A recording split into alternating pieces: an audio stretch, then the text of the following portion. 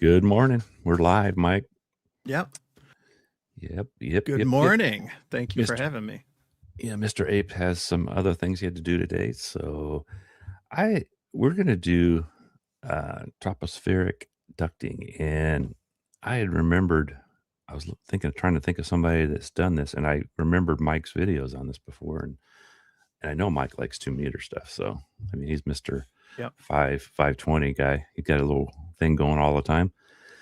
So thanks, Mike, for coming over and helping with this.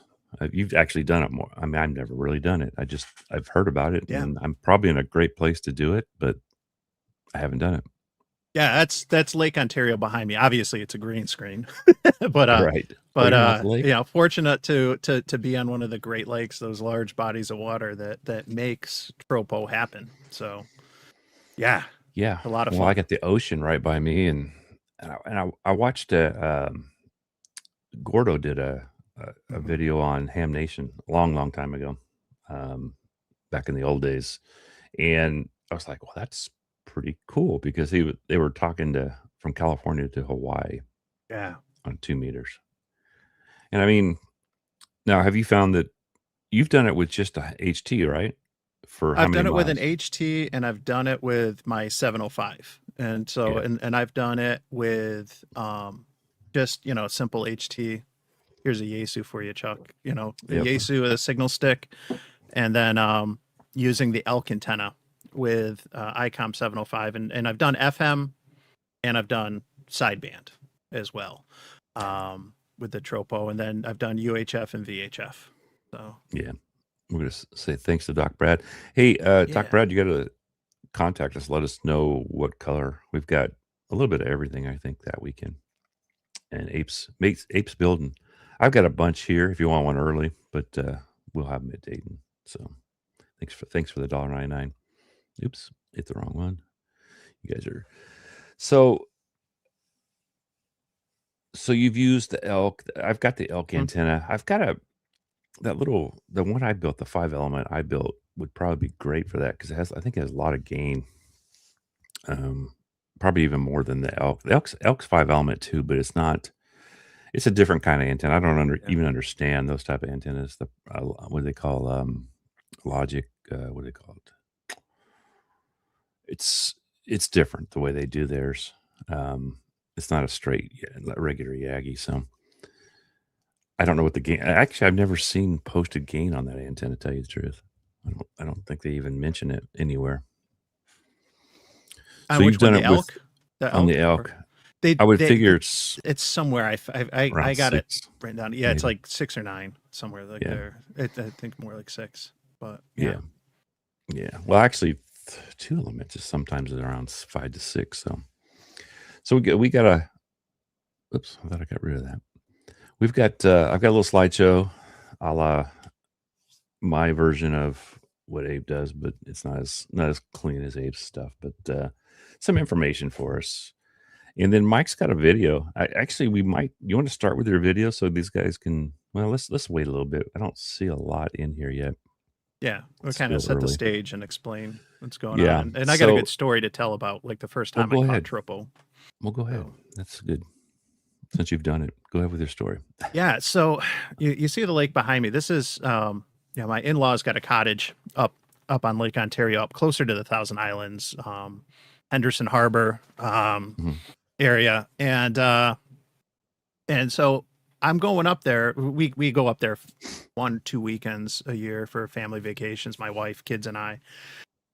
And I was going up, and you know, when I would go up there, and I was up there earlier in this one year, a few years ago, I brought the Yaesu HT like every ham does, you know, and the family vacation, and you know, thought I'd give some repeaters back in Rochester a shot and, you know, see if I could hit it going across the lake, but no luck. Right. And geography, if you're not familiar, you know, if you were to think of Lake Ontario as a clock, I'm probably, you know, at the cottage, I'm up near like say 2 o'clock, and then Rochester would be down at like 6. So kind of going across diagonal on the lake.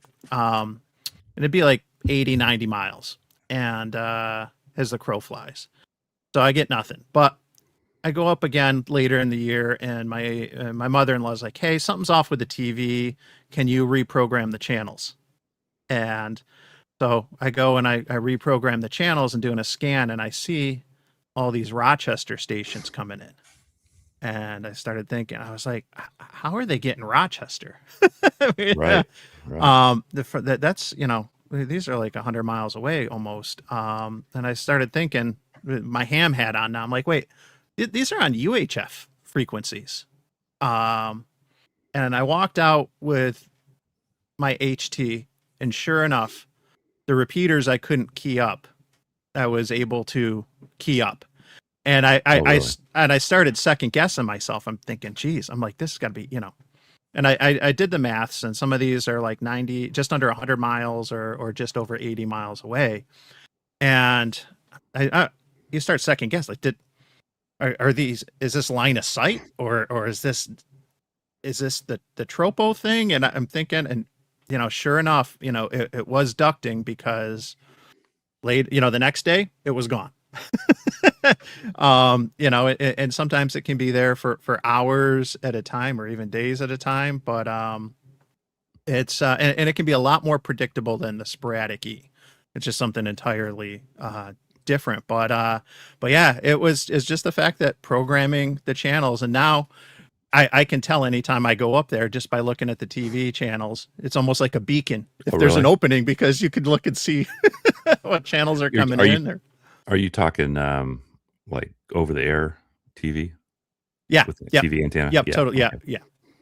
Yeah. Where Yeah. they are, there's no cable. Yeah. In fact, the cell service, like, depending where you are, in the cottage or outside, you might have one bar or you might have none, which, Right. uh, but it's nice. And that it was just, for me, it was, I'm thinking, geez, I studied this stuff for my tech. Is this really happening? And Right. it was kind of exciting, and like I said, I'm second guessing, is this line of sight or is this tropo or whatever? But yeah, sure enough, nope, that's tropo for you. There you go. James Hannibal's helping us out here. 6.8, 8.9 dBi. Yeah. Okay. Yeah, you got to subtract about 2 something. Mm-hmm. Oh, and then it's different on the 2 let's see, that was, yeah, both, I guess both bands there he's got Yeah. there. I figured it was closer to that. I said 6, but I figured it'd be a little bit more. Well, 6 on the lower side when you subtract. But yeah, here in California, 100 miles is nothing sometimes on 2-meter line of sight because of the mountains. Because you Mm-hmm. can get up on a mountain. We've got Derek, Yep. who does the. If you guys have ever watched the 2-meter crew, that guy runs into Oregon sometimes. Nevada, easy. Well, I mean, Nevada's not too far if you're up on a hill. Yeah, you He get doesn't. up like 4,000 or 5,000 feet, and then your footprint is, you got a Oh 100-mile yeah. Well, footprint in all directions. I was up there one day with I was up on this. We got at this place called Big Hill. It's in the El Dorado National Forest, so it's a POTA, Okay. and then it's also a drive up soda, and I'm sitting here one day with my 991A, and I'm running about 50 watts, my little 5-element pointed down through the valley, and this guy goes, "Yeah, you're only 60 over here," and he's like 100 miles from me. I go, "Well, let Yeah. me turn it down to 5 watts." He goes, "Now you're only 40 over." So I mean, a lot of it's antenna, and Mm-hmm. I'm sure it would help on this stuff. And I think when I watched Gordo's thing, they were using like a little Yagi. They were hitting repeaters, I believe, when he was Okay. doing it. I don't know. You just said you checked that out, but Yeah, I watched a Gordo video on it the other night, and it was from about 6 years ago. It yeah, said on YouTube, and he was presenting to a club. It was excellent, and there were some good points in there, and some interesting things too, which I wasn't sure about that he mentioned. right, Does the mode matter? You're talking about weak signal versus FM, and the bandwidth and everything. And yeah, the short answer is no, it doesn't. You can um, get just as far with FM as you can with sideband, sideband, because essentially the ducts are acting like a waveguide.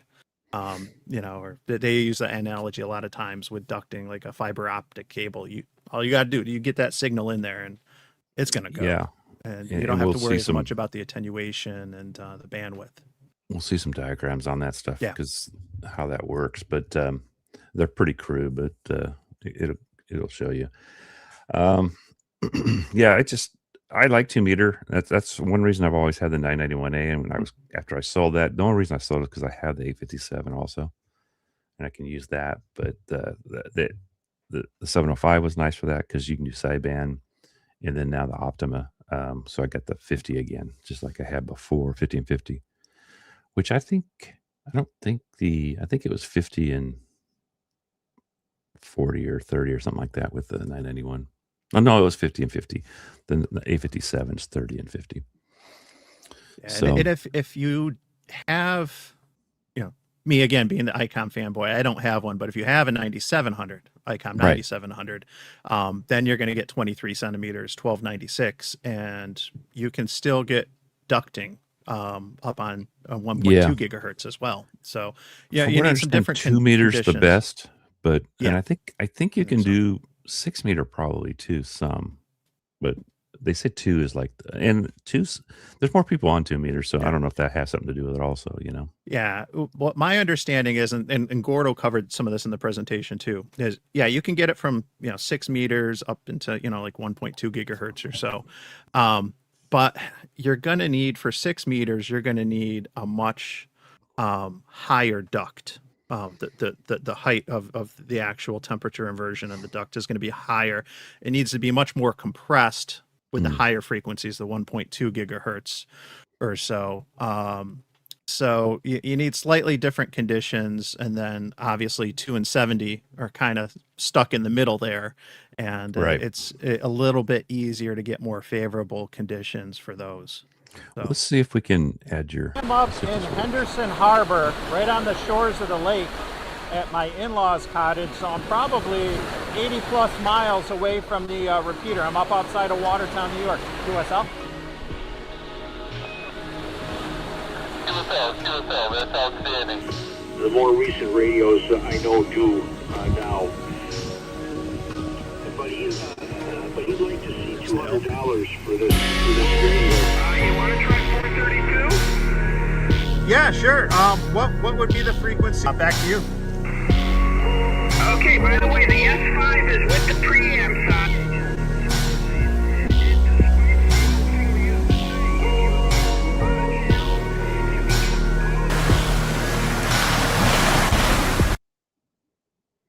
That was pretty cool. Yep. I'm putting Mike's his channel here, guys. Make sure if you're not already Yeah, and subscribed, if you're go not and subbed, subscribe. I am 10 subs away from 4,000. We always get those milestones stuck in our head, so so hopefully I can pick up a couple. Yeah. But yeah, And we sent Mike a Hydra, and the reason we sent Mike a Hydra because we like what he's doing. I mean, we've had other people test some of our antennas and stuff. All they want to do sometimes is just build it on stream, and that to me that's not testing an antenna. Mhm. And I'm like, Ape, we need to send it to Mike because I know Mike will test it. And Well, that's here what we're looking for. I haven't told you this, and I'll say it now because then this will force me to get around to it when I get back from Hemvention, because I won't have time before. I got to be on the road for work the next couple of days. But Right. I got an idea for the Hydra that I want to try, and it's going to be a fan dipole for 6 and 2, obviously because I like the high stuff. So I Mhm. have the Wolf River coils whips, the shorter ones, and I've already done some videos and done those as a 6-meter dipole. And what I want to do is I have just some terminal ring connectors that are the 3/8 24 diameter, and slide those underneath the whip when I screw them in, and use those for a 2-meter element. Because with 2 meters, it's not going to be that long, as far as the each of the legs of the dipole. So we can Mhm. have the 6 meters going off, and then a slightly different angle. I'll just use some thicker gauge copper wire that doesn't need to be too long. What's it going to have to be, like 19 inches or something like that, and I can put both have both the 6 and the 2-meter elements on there, and easily switch between. I'll be able to, and because the telescoping whips are adjusting, that's easy to do, and then I can just trim down the two where it needs to be based on any interaction and stuff like that you see. Did you say you couldn't get 2 meter on it? It was just with the whips that I Just have, flew and too long? yeah, Wolf River makes really short ones that are like 60, 70 inches or so. I'd have to look it up. 102-inch ones. They were cheap. I mean, I think I paid like $15 for them. Like they were 8 for each one, and totally worth it. But all the way down collapse, the SWR was closer to 2.0. I mean, it was totally usable. What I whips think are you using? What's that? Are you using the Chinese whips? No, the Wolf River ones. Well, I mean, when you were trying it, were you using the Chinese ones? Because they're longer. Nope. I was using the Wolf River Okay. coil whips. So, but I think, and I mentioned to you, you factor in the magnet wire, the jumpers that are going from the feed point to the different legs, because we're talking about higher frequencies on VHF. Those couple inches matter. Right. And that's the difference there. And I could probably go in and rework and try to shorten things up, but ultimately, like, do what I want to do with the fan dipole. It's just, I got some wire, all kinds of scrap wire. I don't need big lengths. I just need something that's going to be a little bit more rigid that I can, have kind of stand out for that 18, 19 inches. It's probably actually going to be a little bit shorter, more like 16 or so. And that's totally doable. 12 gauge like house wire works good for stuff like that. Yeah. Or Just even some solid core, and I've made some solid core out of magnet wire that I just straightened, and I had some heavy stuff I was going to do something. I forget what I was going to do one time, but that's cool. Yeah, that I didn't realize how versatile that setup was. Yeah. So now that I've said it, I'm committed to I got to do it when I get back. Yeah. Let me add this up here. So we're talking about tropospheric ducting on the 2 meter band, basically. That's what this one's on. How atmospheric conditions create a long distance VHF. Now, when Gordo was doing, he was like California to Hawaii is like I want to say at least a 4-hour flight. So I think he was saying it's like 2,500 miles. Yeah. 2,000 miles. Now that's hard to do normally even, 2,500 miles is a long ways if you're not doing something like this. So, and this is kind of I don't know if you guys, hopefully it's big enough for you guys on the screen there. Look at my other screen that comes up. But this is kind of what it does. You got it says radio signals trapped into the ducting area here. There's another one later where it shows water down below and stuff like that, because it works over water, basically. Mode where VHF and UHF become trapped between atmospheric layers, most common on 2 meter band. Can extend communication hundreds or thousands of miles, often caused by temperature inversions. So, and I guess when you were doing this, you were getting some kind of a inversion and temperatures and stuff. And I guess up there too, you guys, because you guys get the cold weather and stuff, it probably makes a difference there also. Yeah, usually June through September, is going to be the tropo season, and anyone who lives by large bodies of water knows that influences the weather, right? Because you have that large body of water, almost like an insulator and stuff. It can create some more stable conditions, and create some weather. Yeah, and obviously, we have to pay for it in the winter with lake effect snow and things like that. But you get into the summer, and the payoff is getting the ducting and the openings like that. I agree. It just sounds cool. Even if you don't know anything about it, it sounds cool. Yeah. So basically, they're talking about the warm air above cool air creates a temperature inversion. Radio waves bend and fall the inversion layer. So I guess it's like they're just kind of bouncing up and down. Yep. Signals can travel far beyond line of sight, most common near oceans and during stable weather. Because anytime you're near a lake, if you're on a lake and say you can get 5 miles with your HT over a lake, you can get farther because there's nothing in that line of sight. Exactly. Whereas exactly, except maybe boats or something, but if they're less likely. because you have buildings. Buildings can get in your way. I do the motorcycle stuff with they have the Bluetooth headsets, and the best radios we ever did is we used to run Bowfangs and push to talk buttons and all that stuff, and they were way better than the Bluetooth thing. The Bluetooth thing, you go around a corner, you lose the guy in front of you. You know what I mean? You know, or he goes around a corner, you lose him. So line of sight, this stuff is just it's kind of boggling how this will work like this, and it's like magic, right? Yep. And then here's another one just showing it where you get your temperature inversion layer. Then the middle section there is where your radio waves, and then you get the ocean surface. So, and you do it on that's freshwater, right? Yep. Yeah. I'll jokingly call it a freshwater amplifier, right? Because we're used to talking about the saltwater amplifier. Well, you know, if you watch some of Walt's the channels, don't some of the Great Lakes kind of mingle into the ocean? Yeah. But you're probably farther away. Lake Ontario, which is where I am, the St. Lawrence River comes into Lake Ontario, and that St. Lawrence River goes out to the Atlantic Ocean. So 2-meter band effects. I mean, I have a hard time saying it. Tropospheric ducting can dramatically improve VHF. Tropo. Yeah, just tropos. You good. Repeaters may appear from distant states. And I do think that the thing I watched with Gordo, he was hitting repeaters. And I don't know if it was him. I don't remember if it was him or somebody else, but he had video of it and stuff. SSB and weak signal contacts become easier. Simplex contacts over 500 plus miles are possible. Yep. And what was you were like 100 miles with your about HT? that, yeah, or just under for a couple of those contacts. But one of the ones on 432 doing sideband on UHF, I had the power drop down for a good portion of the QSO to just 1 watt.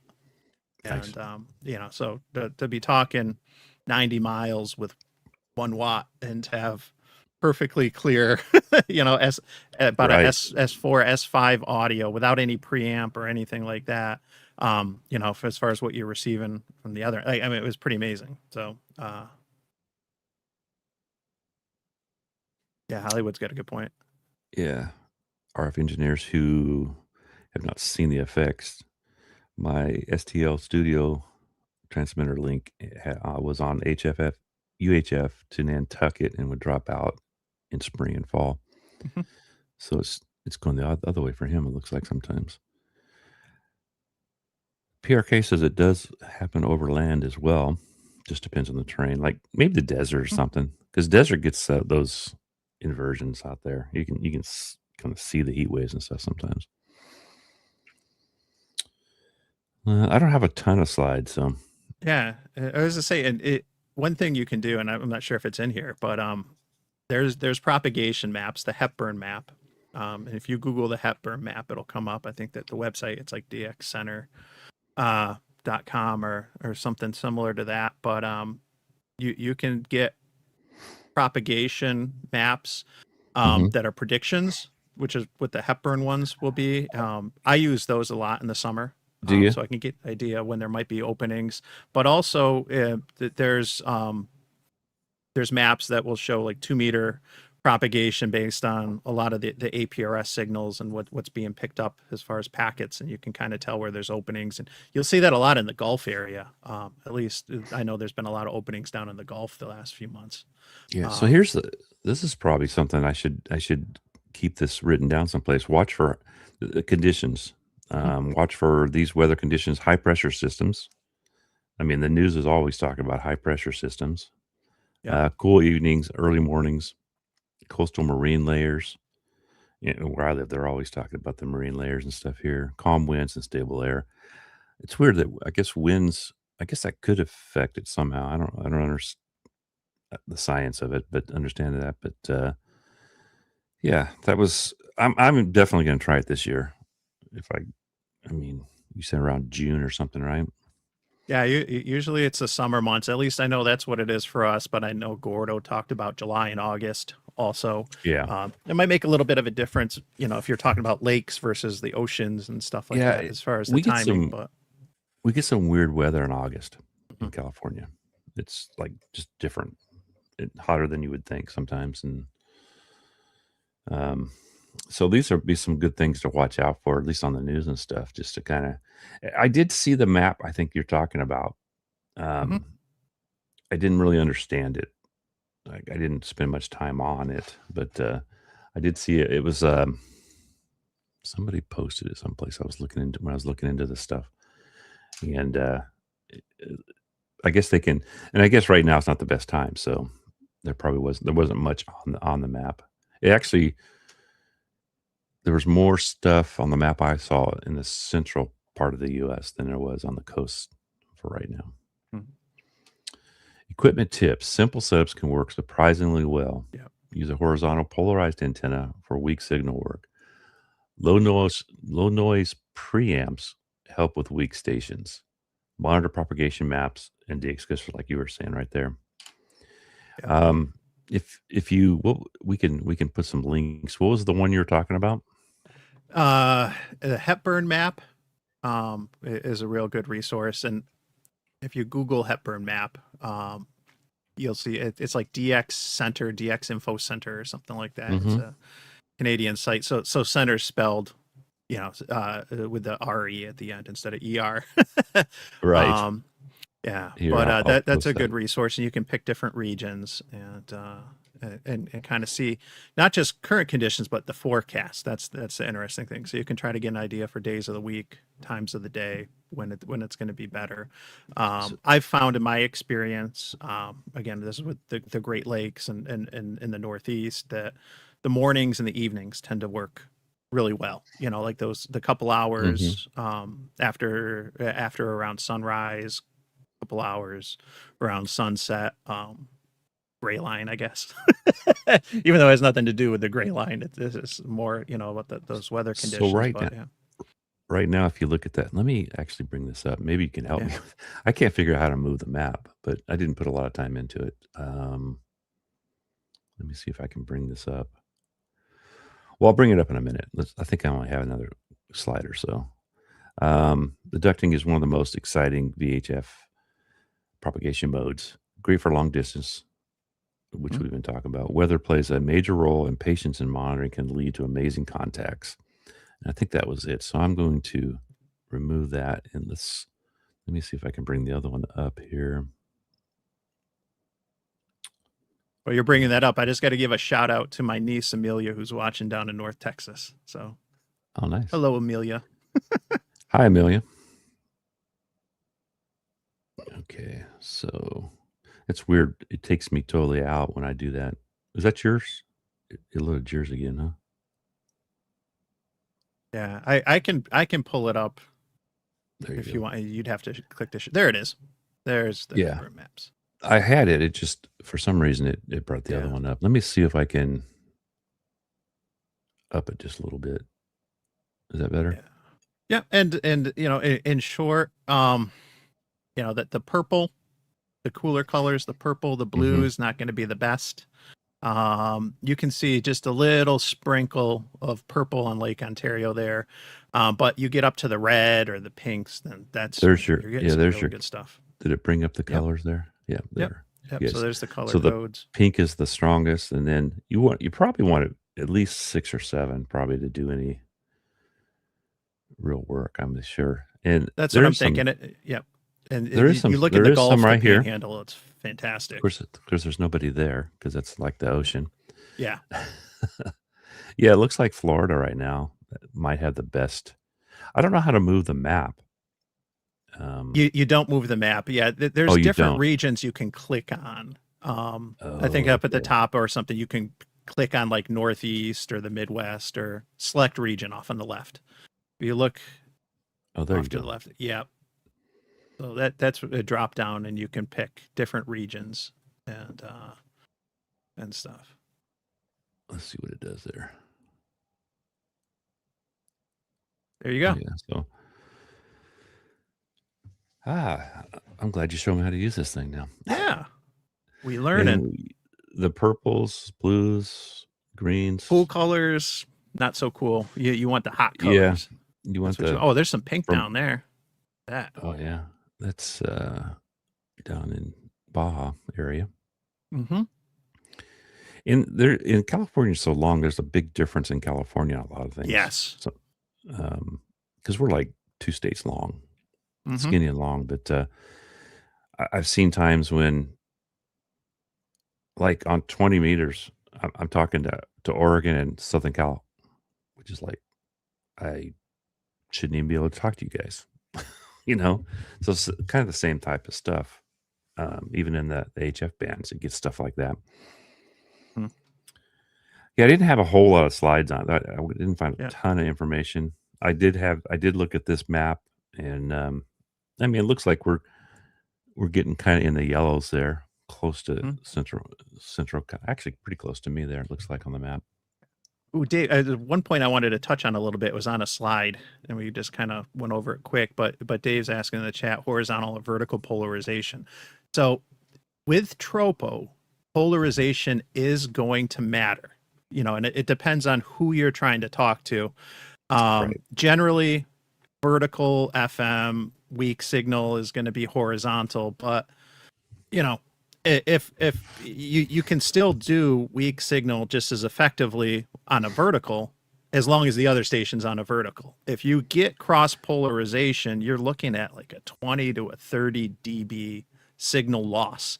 And I've done Right. side by sides with a J pole and a regular horizontal dipole, and you can see the S meter move like 3-4 S units.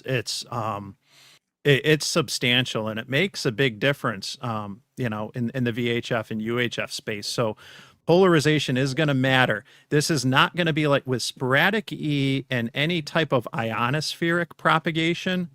Those signals, you know, for lack of a better term, they're going to get turned. And it doesn't matter if you're using down on the ground, you got a vertical or horizontal. It's going to make a difference for the takeoff angle, but it's not going to make a difference, you know, as far as, you know, the receiving loss or anything, because those signals, when they get refracted, they're getting bent all over. But you get in the ducts, and this is, like I said earlier, is much more like a waveguide, you know, or for It's lack of a compressing better everything, analogy, a too. fiber optic cable. This is just, you get in there and you're just going to go. You're getting on like an RF highway. And so if you're using vertical on one end, you're going to want, you know, the person using vertical on the other.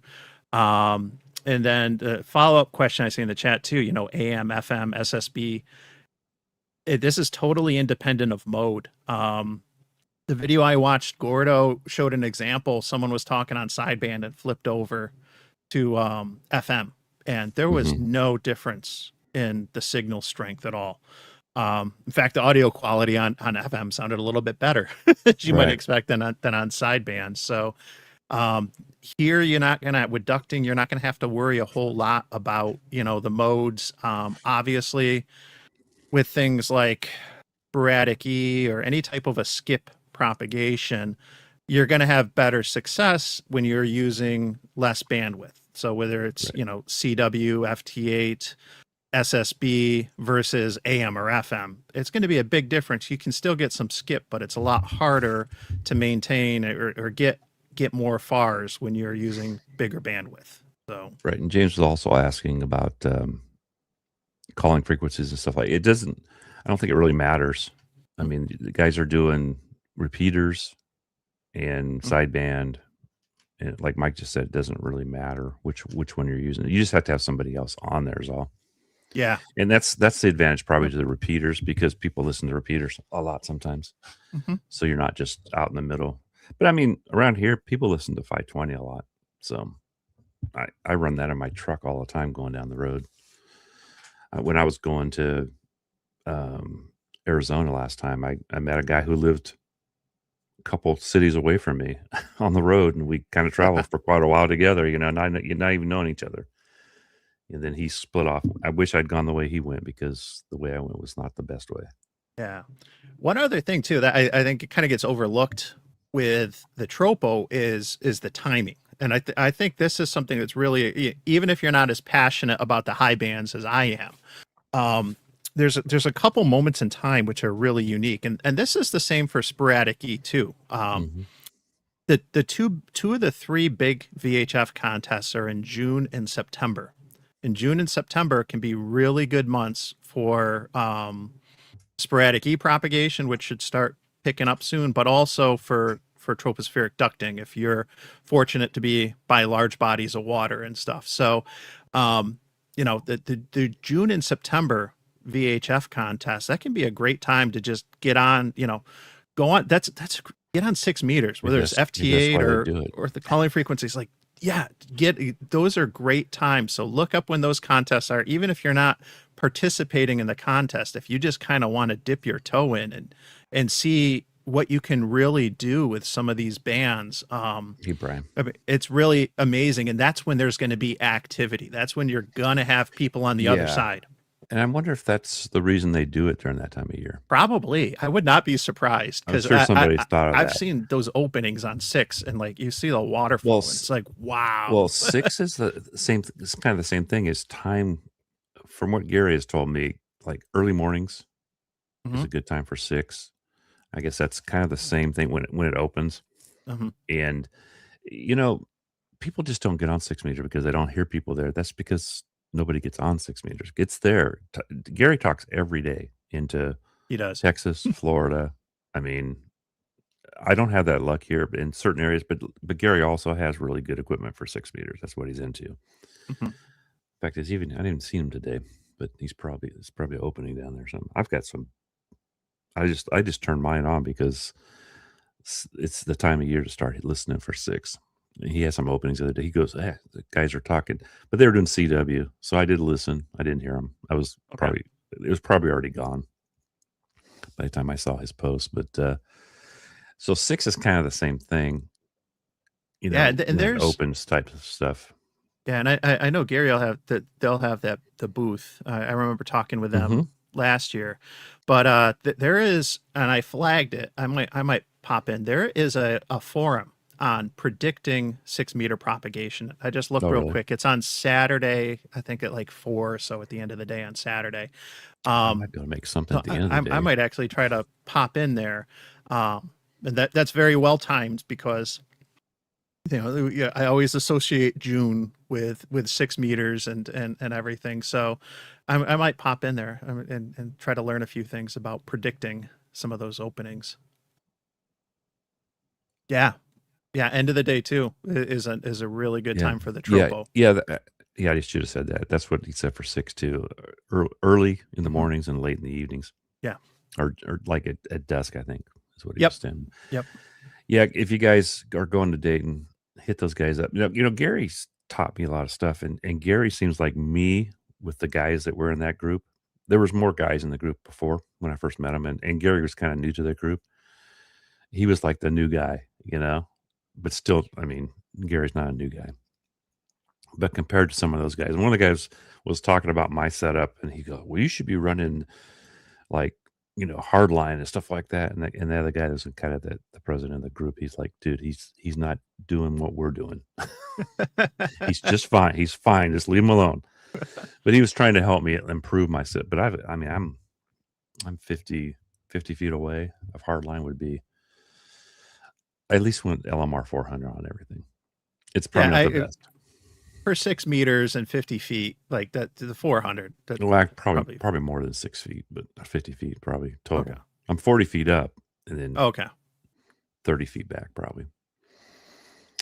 But still, probably good enough. I mean, I've got into South Carolina, North Carolina before, so on an opening. But you don't need much on an opening. Yeah. I actually had some friends up in Oregon. It opened up one time. I got the guy here. I had to go do something for my mom, so I jumped in my truck, and I happened to have my my high-Q screwdriver antenna on there. I tuned it in. I was talking to him on the way over to my mom's house on a vertical. I mean, because it didn't really matter. Yeah, and you're talking about the feed line. That's one of the things when you get into the VHF and above space, especially if you get into the microwaves. When you're operating on these extremes, everything matters so much more. Adapters and the quality of the adapters, the connectors, I start to see a lot more end connectors on things. Right. And, anything to mitigate loss. Cause I mean, the loss that you get in feed line when I do stuff with 1.2 gigs, like I'm using the shortest run that I absolutely need, and that's where I'm using stuff like 400 or so. Even though I'm portable, the loss can be substantial, and if you want all those watts to make it to the antenna, because if you're usually using antennas with gain, and if I have, and I think it's like a 14 dBi gain or so, at least 12 dBi gain antenna at the other end, I want, and I can run up to 10 watts on 1.2 gigs. So I want all 10 of those, or as many Right. those 10 watts to make it to the antenna, because when they get there, then those 10 watts are going to become, like 100 or so, depending on, the gain. The less that make it there, then, the less that get gained. So, but yeah, everything starts to matter more. And I when I was talking about doing the fan dipole, and I kind of alluded to, everything starts to look at like an antenna when you get to these shorter wavelengths, these higher frequencies. That's why the adapters, or even things like, the magnet wire inside, that starts to matter more. James Hannibal is going to get on 6 meter and 2 meter FT right now. Start calling. Nice. Oh, that's good. Yeah, that's a good way to check. Yeah, I haven't really tried that before either. He's going to see where PSK reporter shows him there. Yeah, it's too bad that people don't try 6. I when I first got into 6, I heard that there's a group north of me, like Sac, which is not that far, that got in the Sac Valley area, that were on 6 meter, but I've never ever heard those guys. And I don't live in the best. I mean, right behind me there's a hill. Right on the other side of me there's a hill. So I'm kind of, even for 6 meters, not the greatest, because it is still kind of line of sight, but I do pretty good. And I've never heard those guys. But Okay. but like you said, yeah, equipment's important, especially your. I mean, what the nice thing about the high bands is Yagis aren't very big.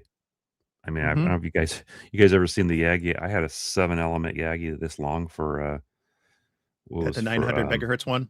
900 megahertz. The mesh, I mean, yeah, for the mesh stuff, and they're not that small, but it could be. I actually want to go out one day and do the roving stuff with my 2 meter stuff, and just get on the top of a hill one day and see what I can do on one of these contests. I could care less about the contest part of it, but just to see how well it works. Because, and again, it's your equipment. If you can hook up LMR 400, I wonder if the RG 400 is pretty good for that, for the higher bands. That's pretty nice stuff, and it's only the size of RG8.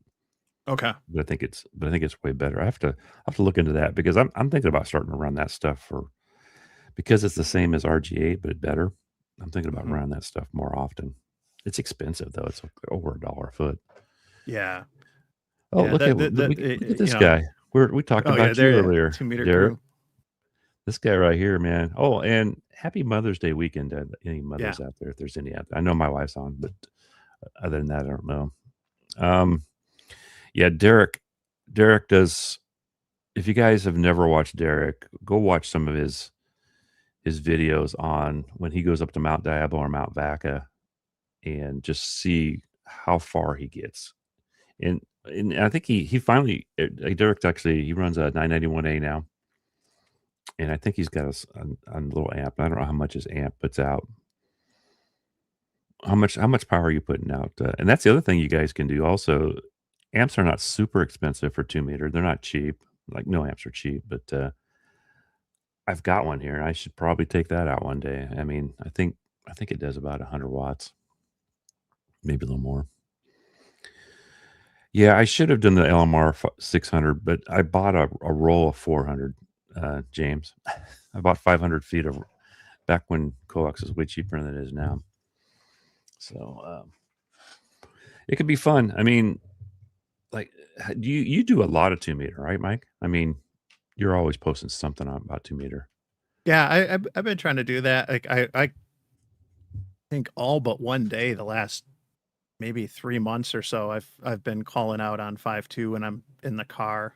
or driving around and stuff like that. Got some pretty unique contacts. I travel across the state for work a handful of times, and I'll be doing it this coming week. I was doing it last week. I'm always calling out and everything. It's a lot of fun. But I do the VHF contests.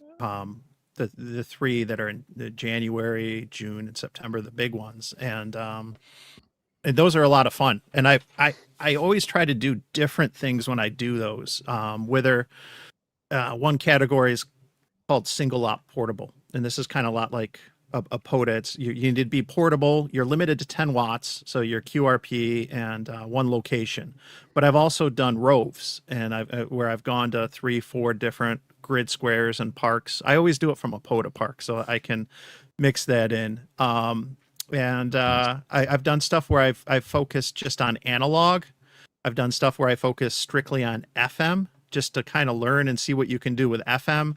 And I've done the digital as well. So a lot of opportunities to learn because of the activity that you see during those big weekends. I've never done any digital on 2 meter or 70. I have done some 6, I think, a couple times. Not very often. The digital mode is kind of the one to watch sometimes to see if it's going to open up, right? What is that, 313 or something on?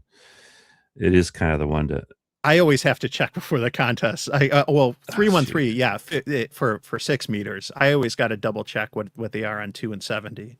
I hate it when you 313. Yeah. Yep, 313 is yeah. There's nothing there right now. So that's yeah. I bet you I'm not even seeing James Hannibal. I'll watch for him for a second. But that's the thing you can do independent of VHF. You can do that on HF. That's one of the first things my Elmer's was telling me, to check to see if 10 meters is open. Go to the FT8 frequency and see if you're hearing anything. You know what, James? That's one of the better radios probably is right now. The 9700 also. I think the 9700 gives you 100 watts on 270. So you do improve there. But this is what Derek uses, and he's putting out 200 watts with this amp.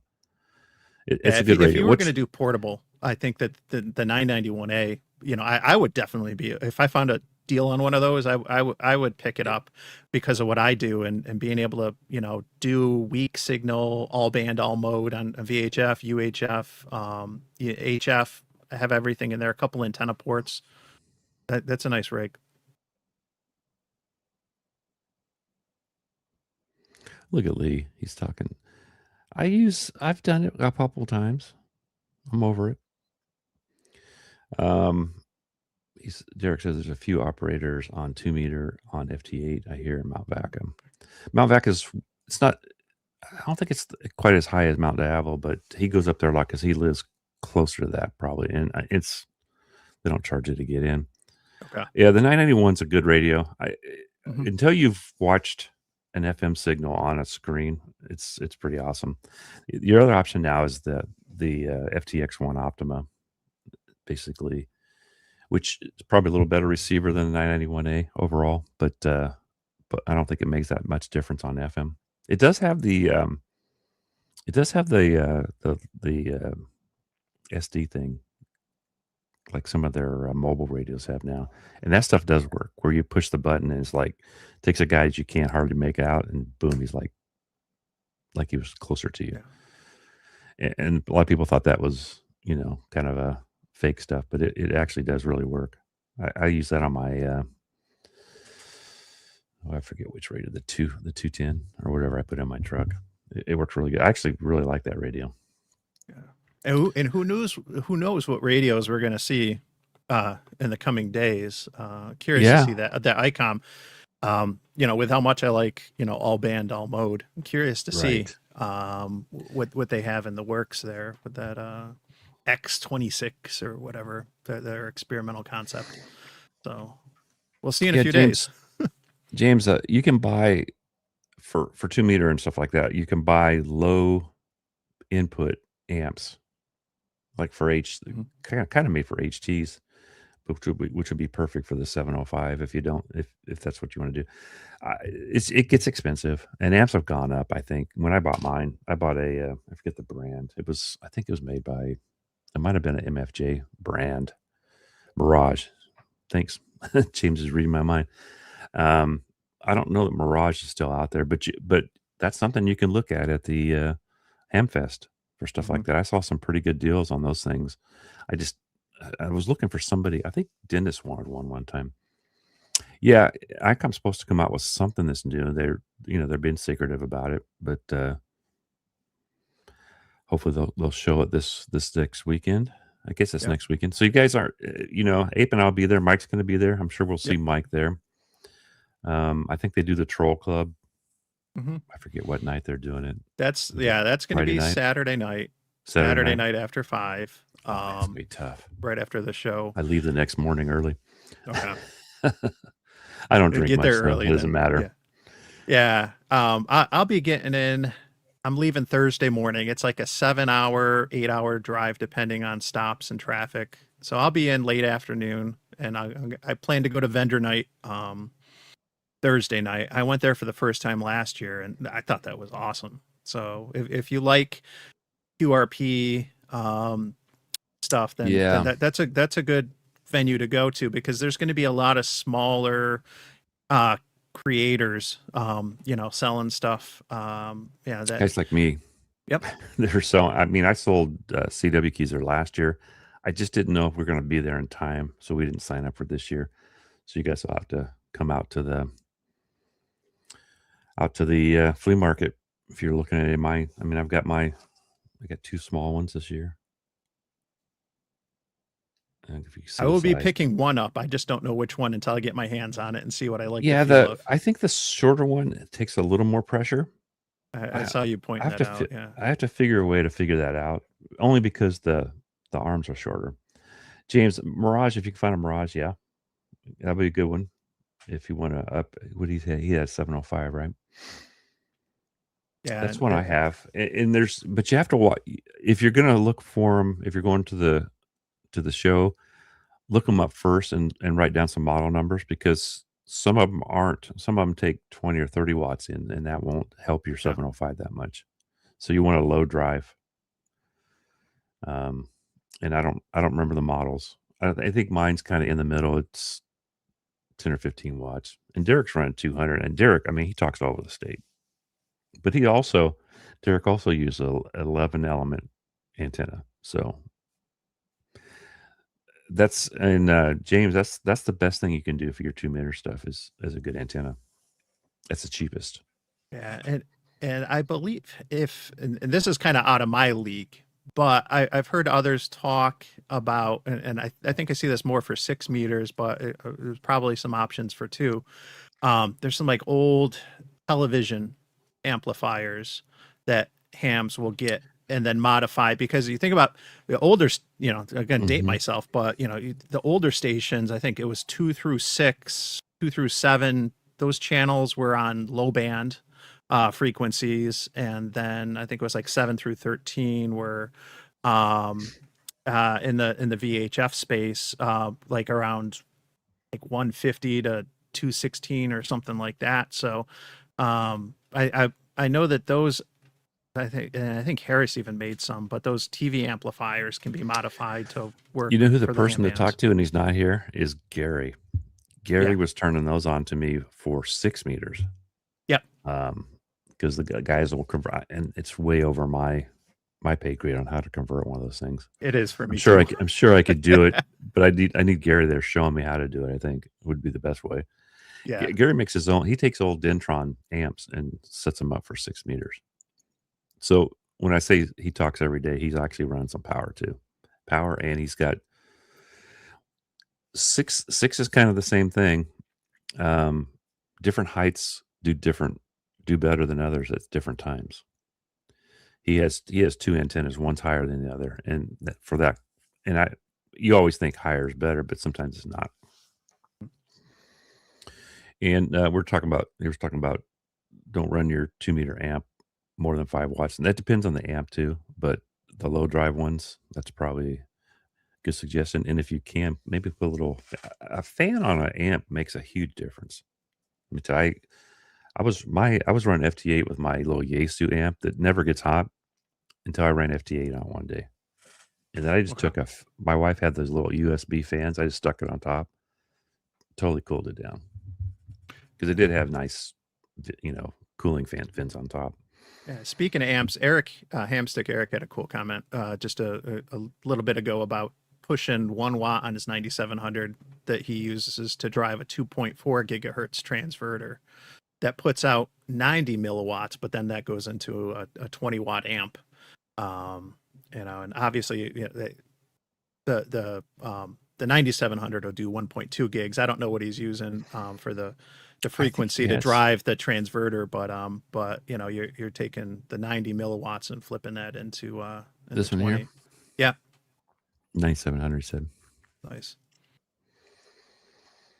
I was telling Don the other night. I posted for Don more than I did for Abe. It was a chat we're in, and it was some kind of a little converter that was like $38 off of AliExpress or something. And I think it was the guy does a lot of stuff on the new Optimus now. He does a lot of, I forget his call, but does a lot of different things. And he was showing doing 2 meter on a 710 by using that thing. It was like $35, pretty cheap. Nice. They didn't even, I mean, it was weird because it wasn't called a transverter, but that's what it did. I've never done one. Have you done a transverter before? No, but it's funny we're talking about that because I did have a local ham, and we have a very big VHF group in Western New York and then Southern Ontario, Canada, that offered me 900 megahertz, 33 centimeter transverter that he built that wasn't getting used and stuff. Mm-hmm. And so I still got to connect with him on that. I kind of got lost in the shuffle a little bit ago, but that's neat because I have one of the Alinco HTs that'll run 3 watts on 900 megahertz, and then I hook that into a Yagi that's I think 14-ish elements. So that flips the 3 watts into more like 40 or so, which is nice, right. but it's just FM. So with the transverter, if I want to, hook it up to the 705, now I'm going to have the ability to do weak signal and do sideband or even FT8 if I wanted to on 900 megahertz, which would be interesting. Something I've never done. So yeah.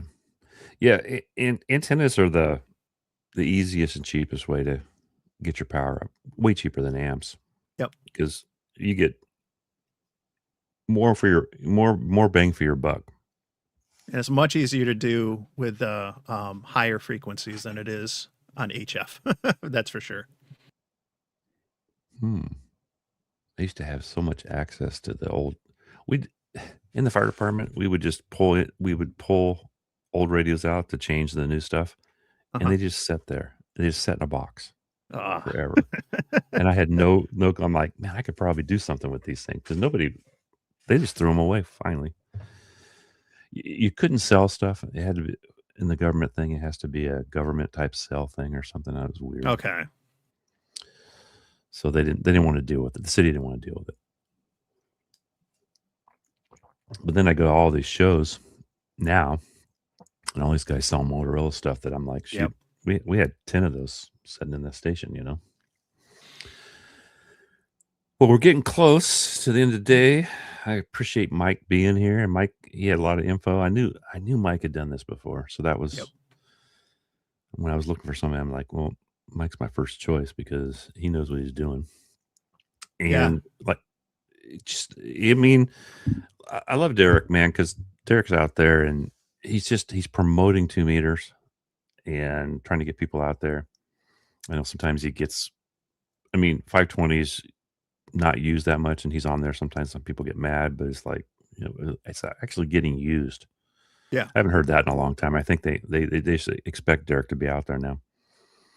And I try to catch him when I just never seem to catch him all the time. We're out there one day and I'm on a 10 element and he's on his 11, and we're like 20 miles away from each other. And we end up getting Mike from M Squared. And that was one of the few times I've actually been out at the same time as Derek. We need to do the old relay thing one of these times up the state from somebody from Southern California all the way up into Washington somehow, and see if we can, how far we can get. I'm supposed to do the LC. He wanted to get up on a mountain. Oh, cool. And try to do that. Let's see what he's got. Some interest. I got a couple from our club. I'm guessing this is the Motorola. I think that was the Motorola stuff. Yeah, I mean, I actually went back after I retired to see if they we threw all that stuff away, Chuck. I go, oh great. I did get all their old 2 meters and 70 centimeter radios that they were just going to throw away. I'm going to try and one of these days give those away to somebody. They're older Asus and Kenwoods and stuff.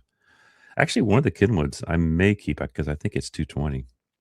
Nice. Yeah, you gotta keep that. I'll keep that one. James in the chat, Quirky QRP, said that he's getting his 6 meter signals getting over 2 mountain ranges to Santa Cruz right now. So okay. Now I do the Bozo net, which is they mostly do 2 meter, but on Wednesdays they do 6, and I do way better on 6. Okay. And I have less antenna for 6. I've got 5. I built a 5 element LMR, which is basically looks like a Moxon for the driver. It's just closed. It's supposed to be quieter, but then Mike told me there's not as much gain, but it works good. So 6 is there. I mean, that's every time I've got on there, no problem talking. That's a few hundred miles. And for James, I don't know how far that's probably 80 miles at least. I don't know. But yeah, I've never thought about getting on there just see where it's getting out to.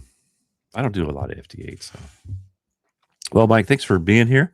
Thanks for having everybody me. else. Thanks for joining us today. Hope this was, yeah. I mean, some kind of. I mean, there's if you guys do want to know more about this, go out and look up Gordo's videos and stuff. He's done way more of this stuff. I mean, Gordo's done way more than me ever. He's been doing and Gordo's I don't know if he's a teacher or what, but he's good at it. So we're going to say goodbye to everybody. Thanks for joining us today, and hopefully you guys have a great day and a great Mother's Day to all the mothers out there. Yep. We're going to end the stream, and